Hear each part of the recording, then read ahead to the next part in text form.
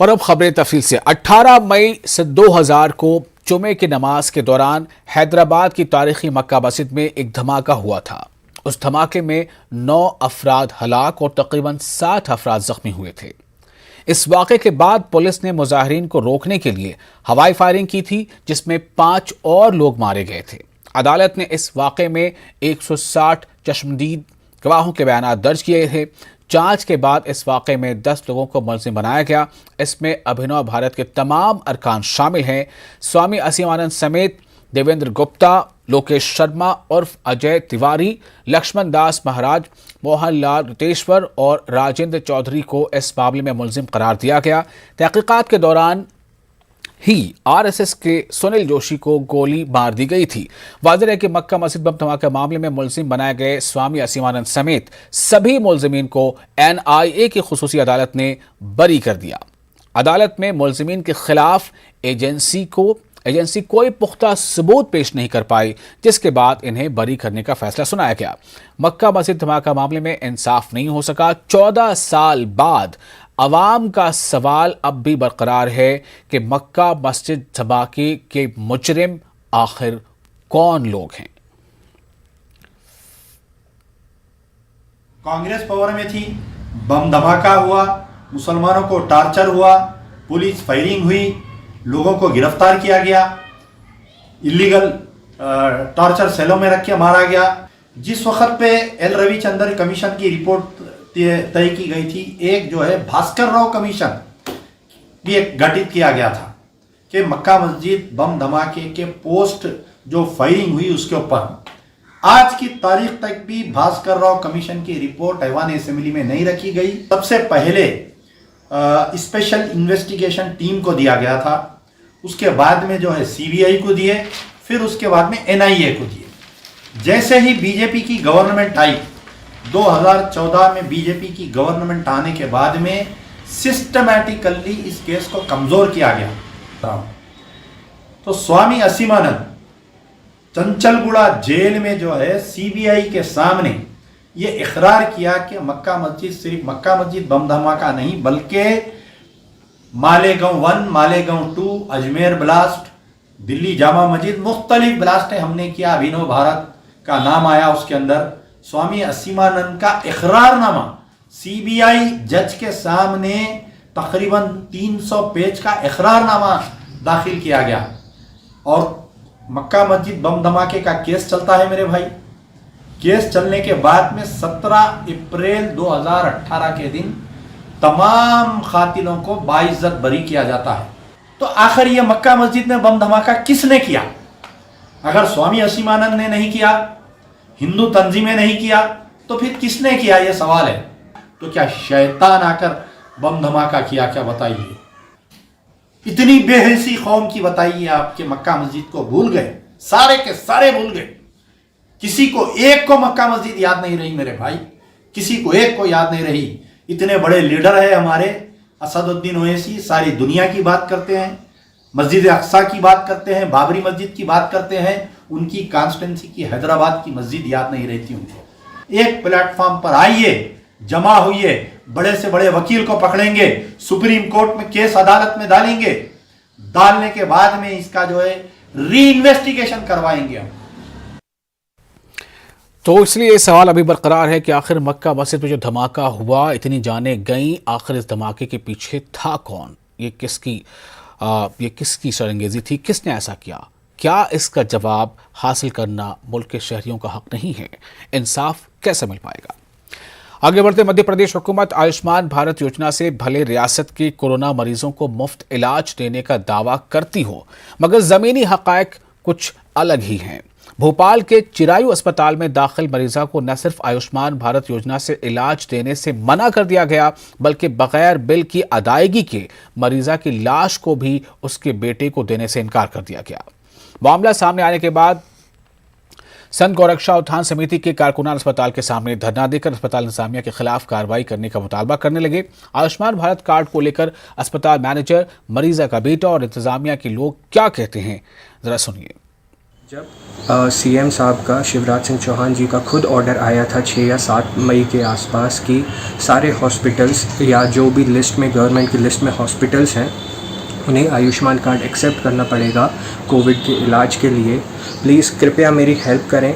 ये जो घोरक धंधा चल रहा है, ये जो पैसे खा रहे हैं हॉस्पिटल वाले मिलके, ये जो अपनी मनमानी कर रहे हैं, ये जो पेशेंट्स को नहीं बचा पा रहे, प्लीज़ इनके खिलाफ़ कोई एक्शन लीजिए। पेशेंट्स के साथ तो मुझे पता नहीं अंदर क्या सलूक होता है। मेरी माताजी 26 दिन वहाँ थी, मुझे खबर मिलती थी 2-3 दिन में एक बार उनकी कुछ खबर मिलती थी कि ऐसा हो रहा है, ऐसा हो रहा है, लेकिन मुझे पैसों के लिए हर दूसरे दिन फ़ोन आता था। बहुत बदतमीज़ी हुई है मेरे साथ भी। सवाल अगर आप हॉस्पिटल के एडमिनिस्ट्रेशन से, डॉक्टर से आप सवाल पूछेंगे कि ये मेरा पेशेंट कैसा है, क्या है, तो वो कहते हैं कि हम आपको हर रोज़ हर घंटे की अपडेट नहीं दे सकते, हम नहीं देंगे, हमारे पास खुद नहीं है। This is Chirayu Medical College and Hospital. Yes. And according to Dr. Goenka, who is the owner of this hospital, he has decided that Ayushman card will not be applicable in COVID-19 treatment from April, whenever the order has came. We have all told this to every authorities. We won't accept Ayushman card. माननीय मुख्यमंत्री जी ने Ayushman card पूरे मध्य प्रदेश के अंदर जब घोषणा कर दी है, निर्देश दे दिए हैं कि आयुष्मान कार्ड धारकों का इलाज मुफ्त में होगा, फिर भी चिरायु प्रबंधन की लापरवाही। परसों के दिन एक वीडियो डाला, उनके कोई भतीजे हैं, क्या नाम है उनका, कटनी के हैं, उन्होंने कहा कि हमारे यहाँ आयुष्मान कार्ड लागू नहीं होगा और अपने वॉचमैन से कह के किसी के परिजन है जिनकी माताजी शांत हो गई थी, उनको बाहर फेंकवा देते हैं। ये सब धांधली बंद होना चाहिए। माननीय मुख्यमंत्री जी के नाम का एसडीएम साहब को हमने आवेदन दिया हुआ है। आग्रह करते हैं कि इस कोरोना की महामारी में हमको एकजुट होकर देश का साथ देना है, इस कोरोना को मात देना है। गौरक्षा समिति द्वारा आयुष्मान कार्ड बेनिफिशरीज को लेकर एक ज्ञापन प्रस्तुत किया गया है, जिसे उचित माध्यम के द्वारा वरिष्ठ कार्यालय को प्रेषित कर दिया जाएगा। अस्पताल में आयुष्मान कार्डधारी जो कार्ड धारक हैं, हितग्राही हैं, उनका उपचार हो, इसकी मांग है। अब जरा खबर का आगे का मामला क्या वो देखते हैं। मध्य प्रदेश में हुकूमत के अहकाम को नहीं मानने वाले अस्पतालों के खिलाफ इंतजामिया ने कार्रवाई शुरू कर दी है। मध्य प्रदेश हुकूमत ने रियासत में कोरोना मरीजों को आयुष्मान कार्ड पर मुफ्त इलाज देने का ऐलान तो किया था, मगर जमीनी सतह पर बहुत से अस्पतालों के जरिए इस पर अमल नहीं किया जा रहा था। कांग्रेस और समाजी कारकुनान के जरिए इस तरह की शिकायतें बार बार की जाती रहीं, मगर न्यूज़ 18 उर्दू के जरिए खबर दिखाए जाने के बाद हुकूमत ने सख्त नोटिस लेते हुए न सिर्फ राजधानी भोपाल के चिरायु अस्पताल बल्कि जबलपुर और इंदौर समेत दूसरे शहरों के अस्पतालों को नोटिस जारी किया है। भोपाल चिरायु अस्पताल में मरीज को आयुष्मान कार्ड पर मुफ्त इलाज नहीं देने के मामले को लेकर संत गौरक्षा उत्थान समिति के जरिए आज एहतजाजी मुजाहरा भी किया गया था।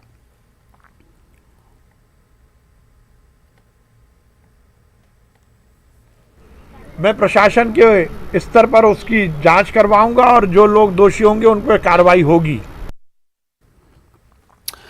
मध्य प्रदेश में ब्लैक फंगस के बढ़ते खतरात को रोकने के लिए महकमा सेहत ने खुसूसी मुहिम का आगाज किया है। मध्य प्रदेश के मुख्तलिफ अस्पतालों में जेर इलाज ब्लैक फंगस के मरीजों की अलहदा केस स्टडी तैयार करने के साथ इसकी वजूहात का पता लगाने की कोशिशें शुरू की गई हैं। महकमा सेहत के जरिए कोविड और पोस्ट कोविड दोनों तरह के मरीजों पर रिसर्च स्टडी के जरिए पता लगाने की कोशिश की जा रही है। हुकूमत के जरिए न सिर्फ शहरों में बल्कि गांव में भी ब्लैक फंगस की बीमारी को लेकर रिसर्च शुरू करने का अहकाम जारी किए गए हैं। वाज़ेह है कि मध्य प्रदेश में अब तक ब्लैक फंगस की बीमारी से 30 मरीजों की मौत हो चुकी है, जबकि रियासत के मुख्तलिफ अस्पतालों में 421 मरीज जेर इलाज हैं। ये मरीजों में आ रही है। ड्यूरिंग कोविड और पोस्ट कोविड दोनों तरह के मरीजों में यह हमें देखने को मिल रही है। इसको जड़ मूल से समाप्त करने के लिए जहां एक और हम इलाज मरीजों को उपलब्ध करा रहे हैं, तो इसकी रिसर्च और इसकी स्टडी भी हम शुरू करवा रहे हैं, जिससे हमें ये आइडेंटिफाई होगा कि क्या ये गांव में विकसित हो रही है या शहरों के मरीजों में ज़्यादा हो रही है या किसी मध्य प्रदेश के किसी पर्टिकुलर रीजन में इसकी ज़्यादा मरीज आ रहे हैं। कि हम इस ब्लैक फंगस को जड़ मूल से समाप्त करें। 3 दिन के लिए हमारी जो विशेष नेज़ल एंडोस्कोपी की मुहिम चलने वाली है, वो निश्चित रूप से आगे हमें बहुत सहयोग करेगी। और इस मुहिम में हमारे ENT एसोसिएशन के जो प्राइवेट सेक्टर में ENT स्पेशलिस्ट काम करते हैं वो भी हमारे साथ जुड़ने वाले हैं। और अब बात करते हैं ताउते तूफान से तबाही के। मध्य प्रदेश में ताउते तूफान के असरात को लेकर महकमे मौसमियात ने अलर्ट जारी कर दिया है। महकमे मौसमियात ने रियासत के 23 अजला में ऑरेंज अलर्ट और 13 अजला में येलो अलर्ट जारी किया है। रियासत के 52 अजला में से 47 अजला में कल से रुक रुक कर बारिश हो रही है। महकमे मौसमियात ने आइंदा 2 दिनों तक राजधानी भोपाल समेत रियासत के मुख्तलिफ अजला में बारिश होने के इम्कान जाहिर किए हैं। रियासत के 47 अजला में कल से अब तक निसफ इंच बारिश दर्ज की गई है, जबकि उज्जैन और सिवनी में 1.5 इंच बारिश रिकॉर्ड की गई है। ताउते के बारे में ये कि ताउते जो है अभी तो अहमदाबाद के आसपास ही है और उसके आगे जो है संभावना कल और परसों में राजस्थान और यूपी की तरफ बढ़ेगा। और आज की डेट में एमपी में ताउते का असर जो है ये है कि पूरे एमपी में कहीं कहीं पे बारिश हो सकती है और कहीं कहीं पे हैवी रेनफॉल भी हो सकती है ईस्ट और वेस्ट एमपी में। और टेम्परेचर की अगर बात करें तो टेम्परेचर अभी 1-2 दिन तो थोड़ा बहुत गिरेगा, जैसे कि अभी आज 35-36 है तो अभी हो सकता है 35-36 ही रहेगा। उसके बाद फिर धीरे धीरे मैक्सिमम और मिनिमम टेम्परेचर में धीरे धीरे क्रमिक वृद्धि हो जाएगी। और कोरोना वबा के दौरान कर्नाटक के अलीपुर का इमाम खुमैनी अस्पताल नुमाया खिदमत अंजाम दे रहा है। अलीपुर के मुसलमानों की दूर अंदेशी आज इंसानियत की एक बड़ी खिदमत बनकर सामने आई हुई है। 1980 में ईरान के अजीम रहनुमा आयतुल्लाह खामनेई की हिदायत पर अलीपुर के बुजुर्गों ने इस अस्पताल की बुनियाद रखी थी। तब से लेकर आज तक यह अस्पताल न सिर्फ अलीपुर बल्कि पूरे जिले के लिए तिब्बी खिदमत अंजाम दे रहा है। कोरोना वबा के दौरान इस अस्पताल को कोविड केयर सेंटर में तब्दील किया गया है। अब तक 150 कोरोना मुतासिरीन का यहाँ इलाज अमल में आया है।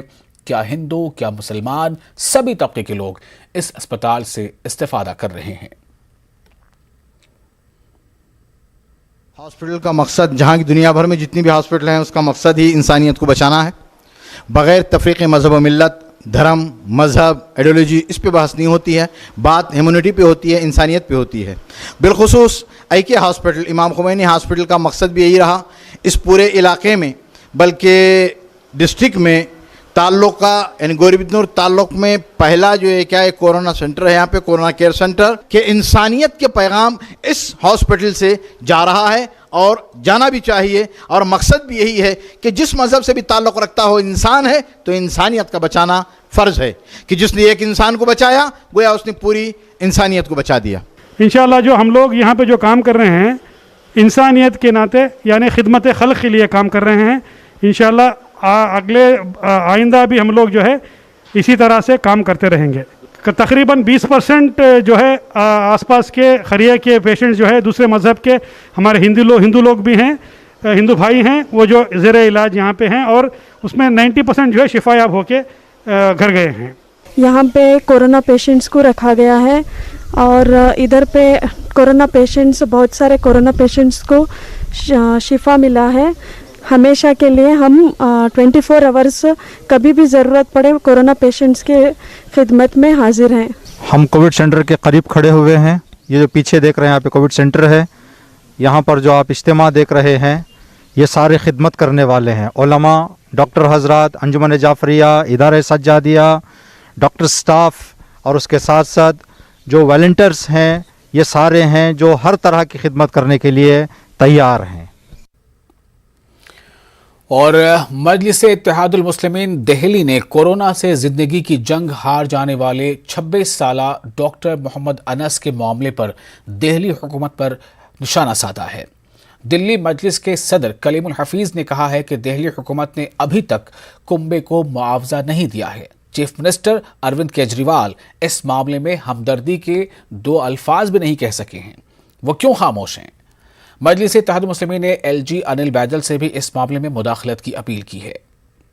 दिल्ली में कोरोना से किसी डॉक्टर की मौत पर 1 करोड़ का मुआवजा देने की स्कीम का ढिढोरा पीटने वाले मुख्यमंत्री अरविंद केजरीवाल 26 वर्षीय डॉक्टर अनस जो GTB हॉस्पिटल में कोरोना वार्ड में कार्यरत थे, उनकी मौत पर चुप क्यों है? अरविंद केजरीवाल ये उनकी सरकार ने डॉक्टर अनस की फैमिली से 2 लफ्ज हमदर्दी के या सहानुभूति तक के नहीं बोले। सरकार के किसी नुमाइंदे ने उनकी फैमिली से कांटेक्ट नहीं किया है। आप समझ सकते हैं कि इससे डॉक्टर्स का कितना मनोबल टूटता है, उनकी कितनी हौसला शिकनी होती है। रही बात मुआवजे की और शहीद के दर्जे की, तो वो तो भी बहुत दूर है। इस मुकाम पर मजलिस दिल्ली ये दिल्ली सरकार से मांग करती है कि डॉक्टर अनस को फौरन शहीद का दर्जा दिया जाए और उनकी फैमिली को 1 करोड़ के मुआवजे का चेक दिया जाए। साथ ही साथ एलजी अनिल बैजल साहब से ये दरखास्त करती है कि वो इस मामले का संज्ञान लें और दिल्ली सरकार को दिशा निर्देश जारी करें कि डॉक्टर अनस जो कोरोना की ड्यूटी पर थे, उनकी मौत पर आखिर शहीद का दर्जा और मुआवजा देने में देरी क्यों की गई है। केजरीवाल साहब, आपको यह भी जवाब देना होगा कि आखिर वजह क्या है जो आप शहीद का दर्जा देने में और चेक देने में इतनी देरी कर रहे हैं। क्या डॉक्टर अनस का नाम उर्दू नाम है या वो मुस्लिम है, इसलिए आप देरी कर रहे हैं? कहीं आपके संगी आका नाराज ना हो जाए। याद रखिए केजरीवाल साहब, आपके इस पक्षपातपूर्ण रवैये को दिल्ली की जनता देख रही है। मजलिस इस बात को आपसे आगाह कराती है कि अगर आपने चेक और शहीद का दर्जा जल्द से जल्द नहीं दिया गया तो मजलिस इस मुद्दे को लेकर तमाम तर इकदाम उठाएगी, चाहे उसे कानूनी सहारा लेना पड़े, चाहे वो आपके सरकार या आपके दफ्तर के आगे धरना देना पड़े। आगे बढ़ते अकोला के 4 मकामात पर नए कोविड सेंटर का आगाज किया जा रहा है, जिससे अकोला शहर में आने वाले कोरोना पॉजिटिव मरीजों में कमी आएगी। इंतजामिया को उम्मीद है कि कोविड सेंटर बढ़ाने से हालात को जल्द कंट्रोल करने में मदद मिलेगी।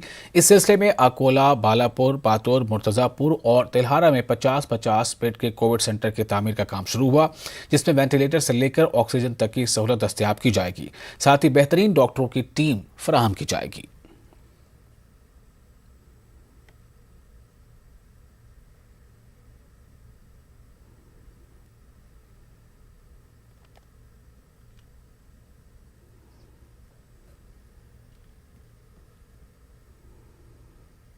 तारीख 15/5/2021 को शेख सलीम या गरीब नवाज मस्जिद में था, हाजिर था।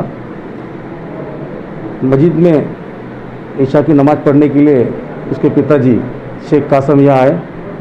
कुछ दिन पहले शेख कासम को शेख सलीम के मामा ने मारा था, जब उसने उसकी बाजू ली थी मामा की, और उस दिन वो 3000 रुपये मस्जिद में आकर मांग रहा था। मृतक सलीम ने देने से इनकार कर दिया, इसलिए उसने उसका गला दबोच कर, दुपट्टे से गला दबोच कर उसकी हत्या कर दी। उसके बाद में वहाँ से वो निकल गया। हमने उसे अरेस्ट कर लिया है, हिरासत में ले लिया है और 302 के तहत मामला दर्ज है, इन्वेस्टिगेशन चालू है। महाराष्ट्र के बुलडाना जिले में वाक़ई गांव में एक बाप ने अपने ही बेटे को कत्ल करने का मामला पेश आया है। बताया जा रहा है कि महलूक नौजवान हाफिज कुरान था। पुलिस के मुताबिक महलूक शेख सलीम के वालिद शेख कासिम ने 3000 रुपये तलब किए। मना करने पर बाप ने बेटे का गला दबाकर कत्ल कर दिया। साथ ही गुज़श्ता चंद रोज से बाप और बेटे में किसी बात को लेकर कशमकश भी चल रही थी। पुलिस ने इस मामले में मुलजिम शेख कासिम को गिरफ्तार कर लिया है। 15/5/2021 को शेख सलीम या गरीब नवाज मस्जिद में था, हाजिर था। मस्जिद में ईशा की नमाज़ पढ़ने के लिए उसके पिताजी शेख कासम यहाँ आए। कुछ दिन पहले शेख कासम को शेख सलीम के मामा ने मारा था, जब उसने उसकी बाजू ली थी मामा की, और उस दिन वो 3000 रुपये मस्जिद में आकर मांग रहा था। मृतक सलीम ने देने से इनकार कर दिया, इसलिए उसने उसका गला दबोच कर, दुपट्टे से गला दबोच कर उसकी हत्या कर दी। उसके बाद में वहाँ से वो निकल गया। हमने उसे अरेस्ट कर लिया है, हिरासत में ले लिया है और 302 के तहत मामला दर्ज है, इन्वेस्टिगेशन चालू है। अमरावती जिले के देही इलाकों में भी अब कोरोना पांव पसारने लगा है। जिले में आए दिन 1000 से ज्यादा कोरोना मरीज पाए जा रहे हैं। वहीं शहरी इलाकों की बनिस्बत देही इलाकों में शरह अमवात में इजाफा देखा जा रहा है। ऐसे में माहिरीन की माने तो देही इलाकों में लोग कोरोना जांच करने से कतरा रहे हैं, जिसकी वजह से देही इलाकों में कोरोना मरीजों की तादाद में शरह अमवात में भी इजाफा होता जा रहा है।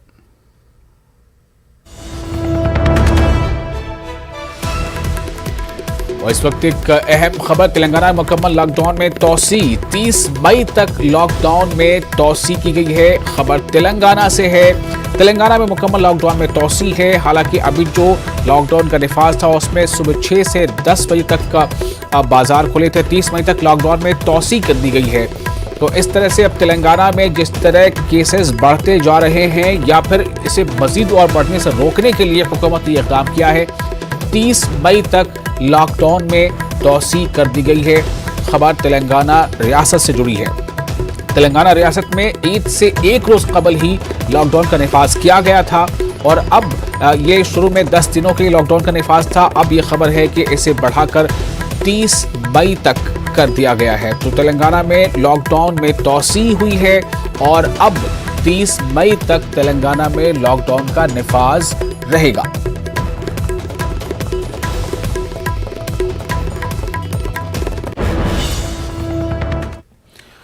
और मैं एक बार फिर आपको बता दें कि जिस खबर पर हम थे कि अमरावती ज़िले के देही इलाकों में भी अब कोरोना तेज़ी से पैर पसार रहा है। ज़िले में आए दिन 1000 से ज़ायद कोरोना मरीज़ पाए जा रहे हैं। वहीं शहरी इलाकों के बनिस्बत देही इलाकों में शरह अमवात में भी इजाफा देखा जा रहा है। माहिरीन का ये कहना है कि देही इलाकों के लोग कोरोना जाँच से कतरा रहे हैं। ये वजह है कि गाँव में या देही इलाकों में कोरोना अब मज़ीद तेज़ी से फैलता जा रहा है।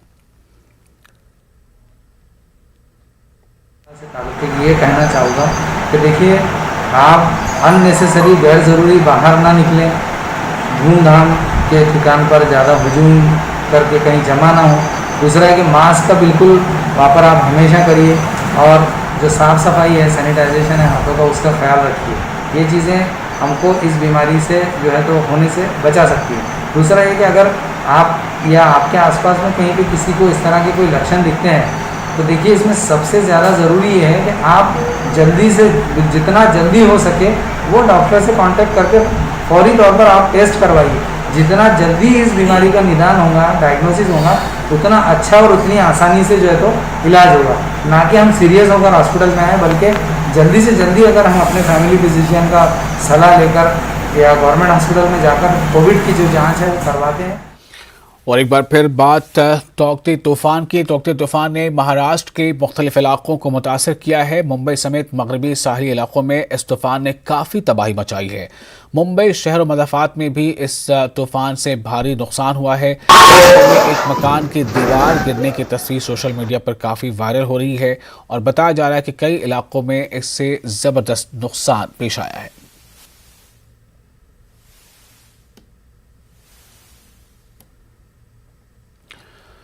हमें हिंदुस्तानी होने पर फख्र क्यों है?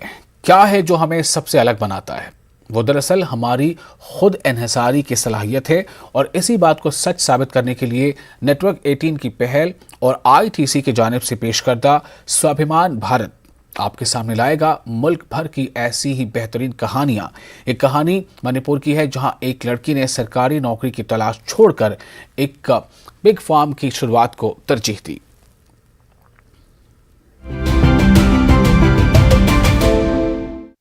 कॉलेज से ग्रेजुएशन करने के बाद 28 वर्षीय पीपी की नजर 2016 से ही सुअरों के प्रजनन पर रही। एक ऐसा पेशा जिसमें अभी तक महिलाओं ने कदम नहीं रखा था। आत्मसम्मान और आत्मनिर्भरता का परिचय देते हुए उसने एक सरकारी नौकरी का इंतजार करने का या इसके लिए रिश्वत देने से इनकार कर दिया और इसके बजाय खरीदी कुछ जमीन और फिर एक छोटा सा सुअर फार्म खोला। उसने सिर्फ 5 सुअरों के साथ शुरुआत की और अब यह संख्या बढ़कर लगभग 300 हो गई है। इनके फार्म में सुअरों की नस्ल में बड़े सफेद यॉर्कशायर, बड़े काले यॉर्कशायर और हैम्पशायर जैसे ब्रीड्स शामिल हैं। मुझे इस पेशे को शुरू करते समय बड़ी कठिनाई का सामना करना पड़ा क्योंकि मैंने इसे शून्य ज्ञान के साथ शुरुआत किया था। किसी को विश्वास नहीं था कि मैं इस पिगरी फार्म को शुरू कर पाऊंगी। यहाँ तक कि जब मैं पशु चिकित्सा के लिए सलाह लेने जाती थी तब भी मुझे बहुत हतोत्साहित करने वाले जवाब मिलते थे। जब मैंने सुअरों के बीमार होने पर सलाह के बारे में पूछा तब भी मुझे कोई मदद नहीं मिली। आज ये खेत में अपनी मदद के लिए 6 लोगों को रखने में सक्षम है और 1 महीने में 30 पिगलेट बेचती है। पीपी ने हाल ही में सुअरों से पिग ऑयल निकालना शुरू किया है। माना जाता है कि यह मानव बालों के लिए सबसे अधिक पौष्टिक है। मणिपुर में पीपी का फार्म स्वावलंबन का बड़ा उदाहरण है।